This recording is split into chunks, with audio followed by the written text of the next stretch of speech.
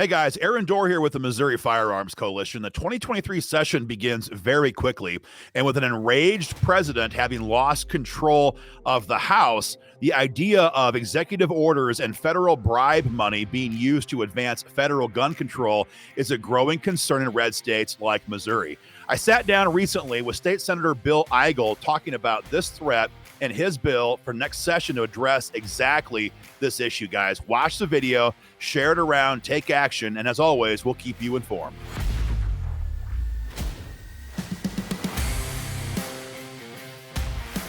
All right, folks, well, session begins very, very quickly here in Jefferson City, and everyone knows the fight for gun rights. It's always hot in Missouri because Missouri has more gun owners per square mile than perhaps any state in the country. We're happy today to be joined by State Senator Bill Eigel, who has been leading the fight for gun rights here in Jeff City for a long time. Bill, thanks a lot for your time today. We appreciate you being on the show. You bet. Happy to be here, man. Thanks for having me. Yeah, so I mean, Missouri's got things in a very good position relative to a lot of states. I mean, over the last couple of years, fights you've been involved with have led to the passage of we got constitutional carry, we have stand your ground law, we have enhanced castle doctrine, and of course the big one, the Second Amendment Preservation Act, which was passed just last year. You guys have done an awful lot in Missouri so far for gun owners.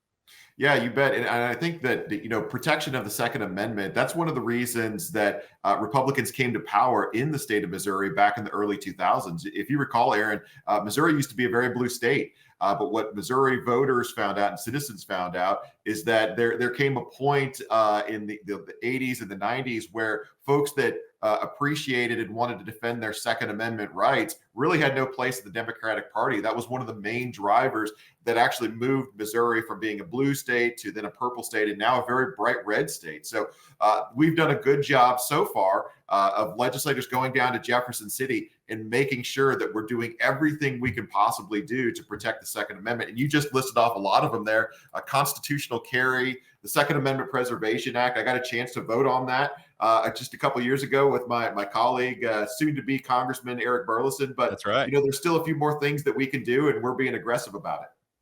So I think you've kind of mentioned that we've done a lot at the state level. What do you think is the big threat, the biggest threat maybe facing gun owners as we approach 2023 and beyond? Maybe not just in Missouri, but just in general. What is, in your mind, the biggest threat facing our gun rights going forward? Well, I would say the federal government. Right now, the federal government is being led by President Joe Biden. And Joe Biden has made it very clear that he has no respect for the Second Amendment, that he has no respect for the reality that the Second Amendment is what is the foundation and basis and holds up all the other rights that are granted to us by God.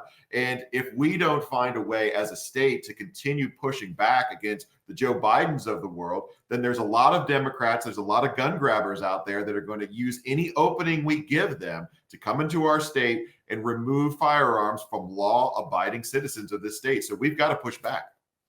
Well, I think you're 100% correct. Everyone in Missouri knows about SEPA legislation, which is keeping Missouri cops focused on enforcing Missouri gun laws and not being an appendage, if you will, of the federal government. But I guess another big threat that we're looking at in keeping with what you just said is the idea of just federal dollars. It's the oldest trick in the book of the White House, whatever president we have in there, but especially this one, using free money, heavy sarcasm included there, using free money to bribe and cajole the states into doing what he wants. And I think what we all know now is that July, Biden passed a massive bill that allows him $750 million to use in bribing the states into passing red flag laws. You guys have fought hard, and we all have, to defeat red flag laws whenever they've come up so far in Jeff City. But it is a new dynamic now with Joe Biden having the power to flash, who knows, 30, 40, 50, $60 million into a red state. We're in new times now. You're spot on there. And, this problem of the federal government using printed and borrowed money to that they get the states addicted to, local areas addicted to generate certain behaviors the federal government wants to see. This is the latest threat that we're dealing with. So now what they're doing is they're offering federal dollars, some of which have been borrowed from China or who's coming from who knows where. Or our grandchildren. Yeah, exactly. Yeah, our grandchildren, to get local areas within the states to pass these so-called red flag laws that are an infringement on our rights. So we've actually filed legislation. Senate Bill 10 will prohibit anybody in the state of Missouri, any political subdivision, from accepting these kind of funds in order to implement some sort of red flag gun seizure act in the local areas. And even though Missouri is a pretty red state, we've got places in this state where it's not so friendly to gun owners. Take the city of St. Louis.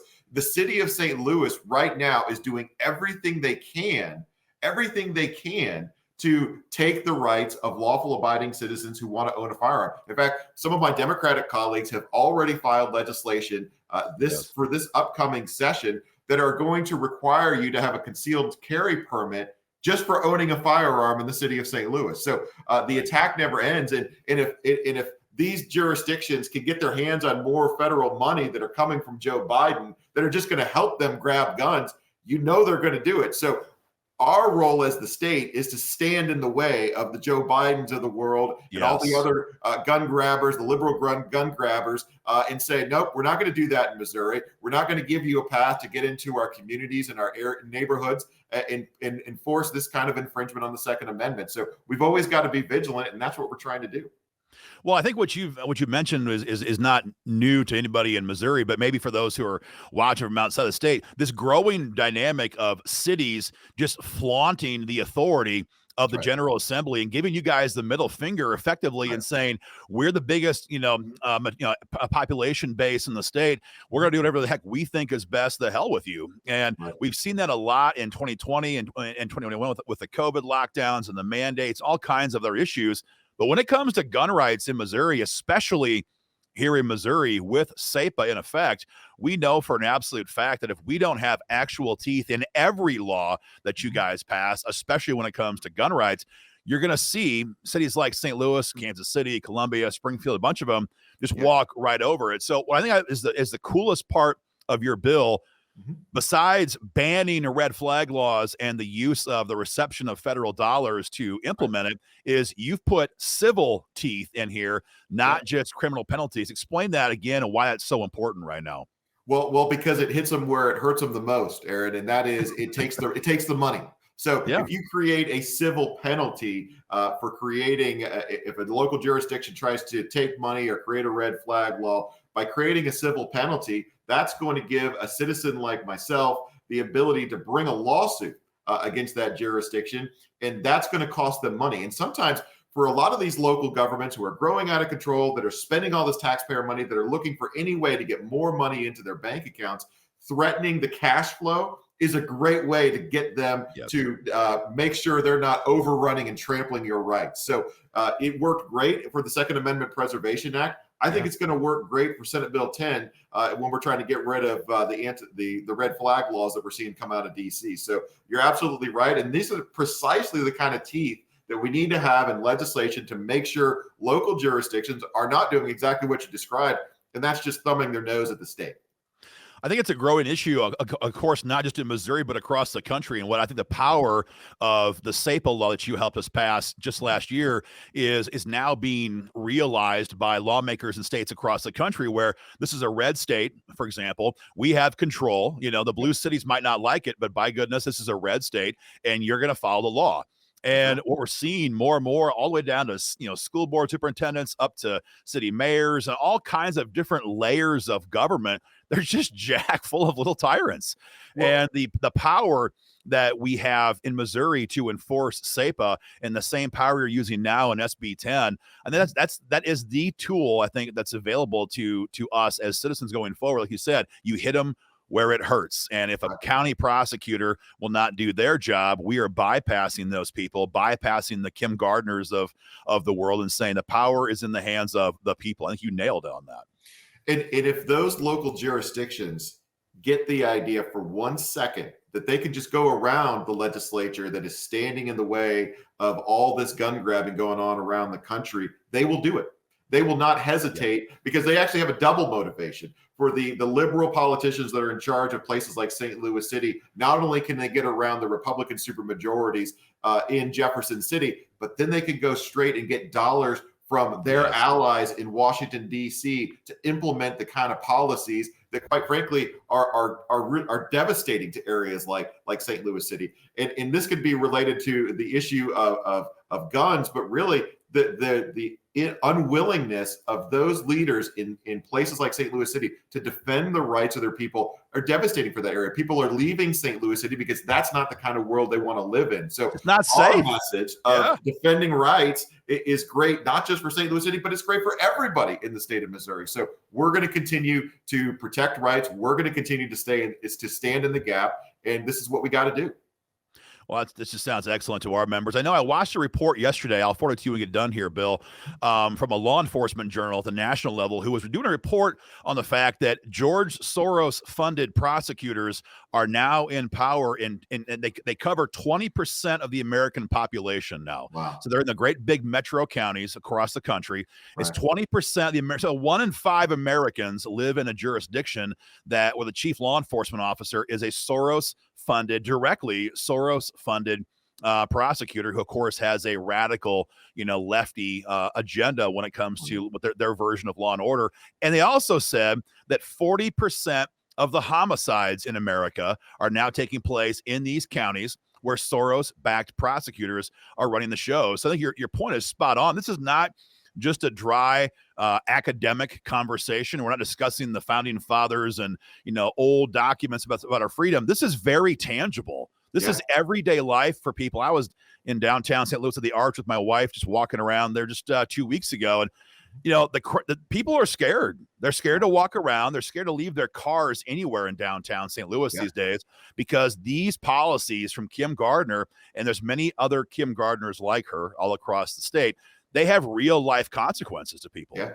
Well, take Kim Gardner as a great example, Aaron. She not only is refusing to prosecute criminals, she's actively using her leftist agenda to go after law-abiding citizens. Exactly. And so that is the world that they want to enforce upon the rest of the state of Missouri. It's not working in St. Louis City as people continue to leave that area. It's devastating economically speaking. It's devastating for the rights of the citizens that are still there. But they want to actually bring that to all the other areas that are doing a little bit better in the state of Missouri. So I didn't realize that the percentage of the population under a Soros-funded prosecutor has gotten that high, but that's very troubling. But it again reemphasizes why it's so important that our leadership in Jefferson City is constantly on the lookout of different avenues that the federal government might try to come in here, as long as it's being led by a Joe Biden, or just looking for different ways to protect our rights. So we've got to stay vigilant.